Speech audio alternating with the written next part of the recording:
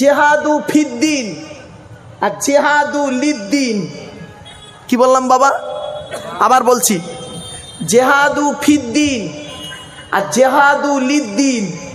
ফি মানে মধ্যে আর লি মানে জন্য। ধর্মের মধ্যে যুদ্ধ করা আর ধর্মের জন্য যুদ্ধ করা দুটো এক ভাই, দুটো এক। ধর্মের মধ্যে যুদ্ধ করা আর ধর্মের জন্য যুদ্ধ করা। ধর্মের মধ্যে আমরা যুদ্ধ করি, ঠিক না বেঠিক?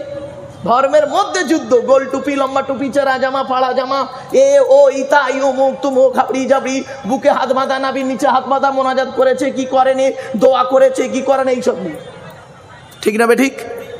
ধর্মের মধ্যে যুদ্ধ করা আর ধর্মের জন্য যুদ্ধ করা। ধর্মের মধ্যে যদি যুদ্ধ করে আপনি মারা যান, শহীদের মর্যাদা পাবেন কি তা জানি না, তবে এতটুকু আপনাকে গ্যারান্টি দিয়ে বলতে পারি, ধর্মের জন্য যদি আপনি যুদ্ধ তো দূরের কথা, যুদ্ধ তো দূরের কথা, যদি এক ফোঁটা রক্ত আপনার দেহ থেকে বেরিয়ে যায়, মুখ থেকে যদি একটা কথা বেরিয়ে যায় ধর্মের জন্য, তাহলে যদি মারা যান শহীদের মর্যাদা পাবেন। কোরআন বলছে, তার রেফারেন্স, লা তাকুলু লিমান ইউকতালু ফি সাবিলিল্লাহি আমওয়াত বাল আহইয়াউ ওয়ালাকিন লা তাশউরুন। যারা আল্লাহ রাস্তায় নিজের জীবনকে বিলিয়ে দিয়েছে তাদেরকে তোমরা মৃত বলো না, বরং তারা জীবিত, তোমরা তা অনুভব করতেও পারো না। আরো আল্লাহ বলেছেন, আমি বলিনি, আল্লাহ বলছেন, ধর্মের জন্য যারা জীবন দিয়েছে, ধর্মের মধ্যে নয়, ধর্মের জন্য। লা তাহসাবান্নাল্লাযীনা কুতিলু ফি সাবিলিল্লাহি আমওয়াতা বাল আহইয়াউন ইনদা রাব্বিহিম ইরযাকুন। সূরা আল ইমরান আল্লাহ বলছেন, যারা আল্লাহ রাস্তায় নিজের জীবনকে বিলিয়ে দিয়েছে তাদেরকে তোমরা মৃত বলো না, বরং তারা জীবিত, আল্লাহর তরফ থেকে খাবার প্রাপ্ত হয়। জোরে বলুন সুবহানাল্লাহ। আর একটা দলিল দিচ্ছি, যারা ধর্মের জন্য জীবন দিয়েছে তাদেরকে ভালোবাসুন। কোরআনে বলা আছে, ওমাইয়ুতি ইল্লাহর রাসূলা ফাউলাইকা মাআল্লাযীনা আনামাল্লাহু আলাইহিম মিনান নাবিয়্যিন ওয়াস সিদ্দীকিন ওয়াস শুহাদাই ওয়াস সালিহিন ওয়া হাসুনা উলাইকা রফিকা।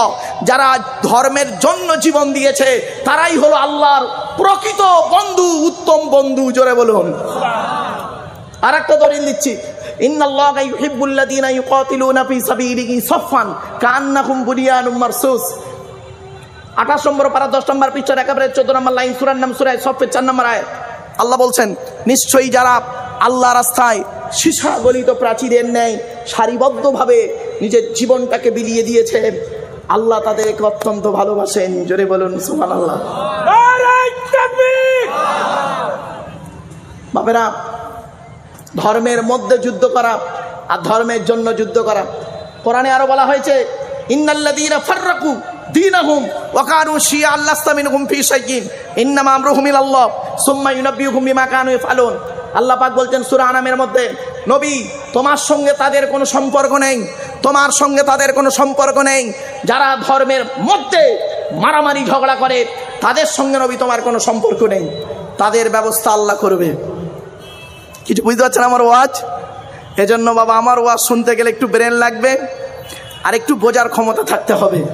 চলুন তো আসছি, আজকে আমাদের আলোচনার বিষয় পেলাম কি?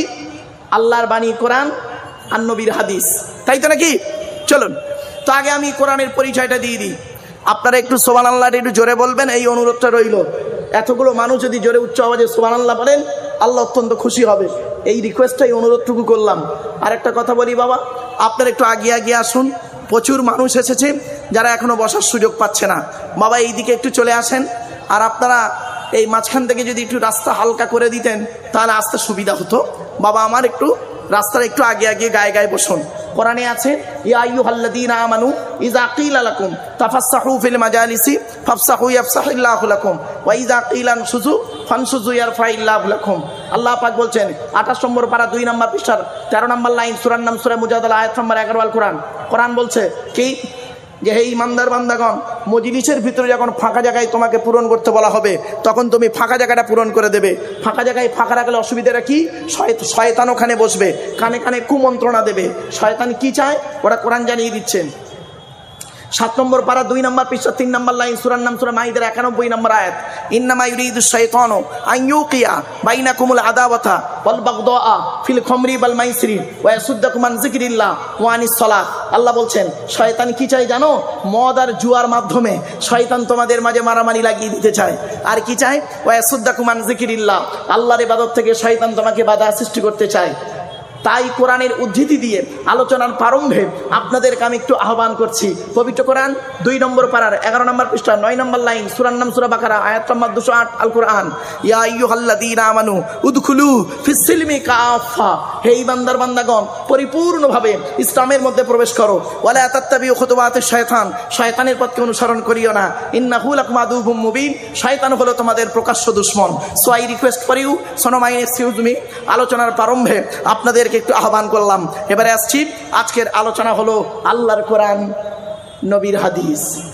ক্লিয়ার? চলুন, আল্লাহর কোরআনের পরিচয়টা কি? এ কোরআন আল্লাহর তরফ থেকে জিবরাইলের মাধ্যমে হযরত মুহাম্মদ সাল্লাল্লাহু আলাইহি ওয়াসাল্লামের উপরে আরবের মক্কা নগরীর নিকটবর্তী একটি গোয়াটির নাম হলো হেরা। হেরা নামক গোয়াতে 610 খ্রিস্টাব্দে 1 ফেব্রুয়ারি সোমবার, কত বললাম? কত খ্রিস্টাব্দ? 610 খ্রিস্টাব্দে 1 ফেব্রুয়ারি সোমবার। আচ্ছা, আজকের কত খ্রিস্টাব্দ চলছে? 8ই নভেম্বর 2024 খ্রিস্টাব্দ। আজ থেকে মাইনাস প্লাস করুন, করলেই পেয়ে যাবেন কত বছর আগে কোরআন এসেছে। আজকের কি বার?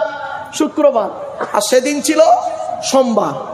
610 খ্রিস্টাব্দে 1 ফেব্রুয়ারি সোমবার কোরআনের প্রথম আয়াত নাজিল হলো ইকরা, রিড, পড়ো পড়ো পড়ো। আর মুসলমানদের এখন প্রথম বাক্য হলো গেল গেল। পেট শান্তি তো দুনিয়া শান্তি। আল্লাহ পাক কোরআনে 92 জায়গায় বলেছেন লেখাপড়ার কথা, তাই অনুরোধ করে বলে গেলাম লেখাপড়া করুন। নবী বললেন উতলুবুল ইলমা মিনাল মাহদি ইলাল লাহাদ, দোলনা থেকে নিয়ে কবর পর্যন্ত লেখাপড়া শেখো। বাপেদেরকে অনুরোধ করে বলে যাচ্ছি কোরআনটা পড়ার চেষ্টা করুন। কোরআনের অর্থ বাংলায় বের হয়ে গেছে, বোঝার চেষ্টা করুন।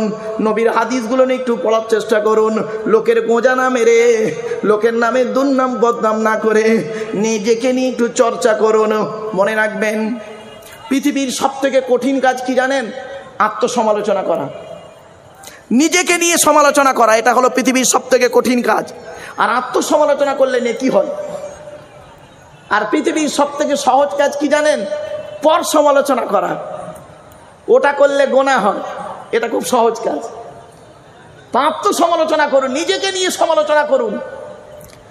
চোখ দুটো বন্ধ। আমি আজকের একটা আঙুল আপনার উদাহরণ, সরি ক্ষমা চেয়ে নিচ্ছি বাবা, আগে ভুল বুঝবেন না জানো বাবা। ইউটিউবওয়ালারা তোমার এটাকে কাটিং করে যেন উল্টো পাল্টা করে ছেড়ো না বাবা, আমি তোমাদের অনুরোধ করছি। কাটিং করে ছাড়বে না, যা চলবে চলবে, কাটিং করবে না। কারণ কাটিং করে আমাকে খুব কি বলবো সমস্যায় পড়তে হয়েছে। ক্ষমা চেয়ে নিচ্ছি বাবা আগে। ধরুন আমি আপনাদের দিকে একটা আঙুল লাগিয়ে দিলাম, একটা আঙুল লাগিয়ে দিয়ে বললাম আপনারা সব চিটিংবাজ। আচ্ছা, কটা আঙুল আপনাদের দিকে আছে? বলুন না রে ভাই একটু। একটা। 3টে আঙুল কোন দিকে? টিবিল চিটিংবাজ। লোককে খারাপ বলার আগে নিজেকে নিয়ে চিন্তা করুন। নবী বলেছেন তুমি যাকে কাফের বলছো, সত্যিকারের যদি সে কাফের না হয়, বলনেওয়ালা নিজে কাফের। মারাত্মক কথা,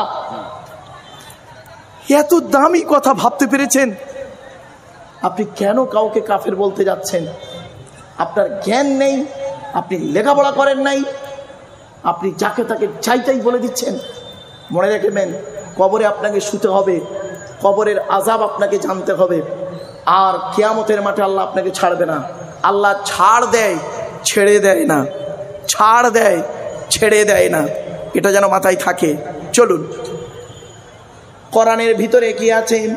30টা পারা, 540টা রুকু, 114টা সূরা, 14 থেকে 15 খানা সাজদা, 7টা মানজিল, 8 থেকে 12 খানা সাকনা, 6666টা আয়াত, 3,23,215টা অক্ষর।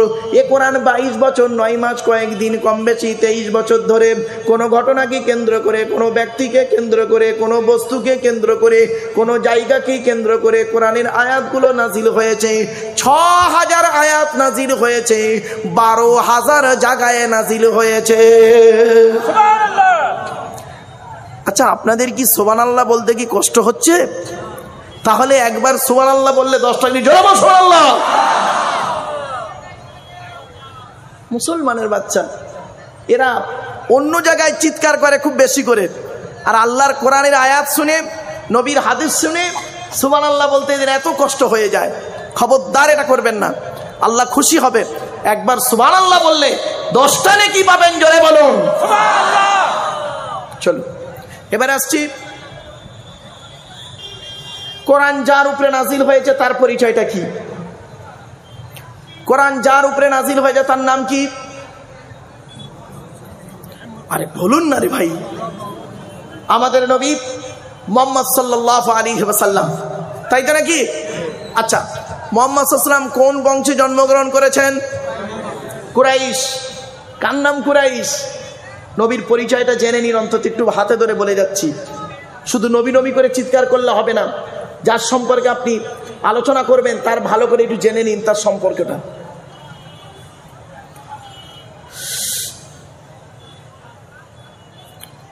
নবী মুহাম্মদ সাল্লাল্লাহু আলাইহি ওয়াসাল্লাম কোন বংশে জন্মগ্রহণ করেছেন বললেন আপনারা?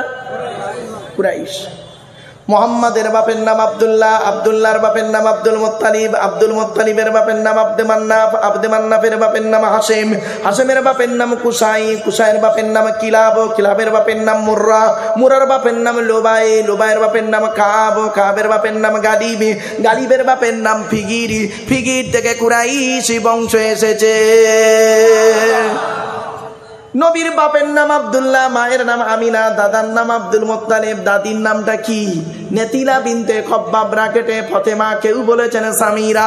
নবীর নানার নাম হলো আব্দুল ওয়াহাব জুহরি, নবীর নানির নাম হলো বারিরা বাবাররা, নবীর দুধমার নাম হলো হালিমা, নবীর দুধ বাপের নাম হলো হারেস, নবীর দুধ ভাইয়ের নাম আব্দুল্লাহ, নবীর বাপের নাম আব্দুল্লাহ, নবীর দুধ ভাইয়ের নাম আব্দুল্লাহ, দুটো যেন এক করে ফেলবেন না।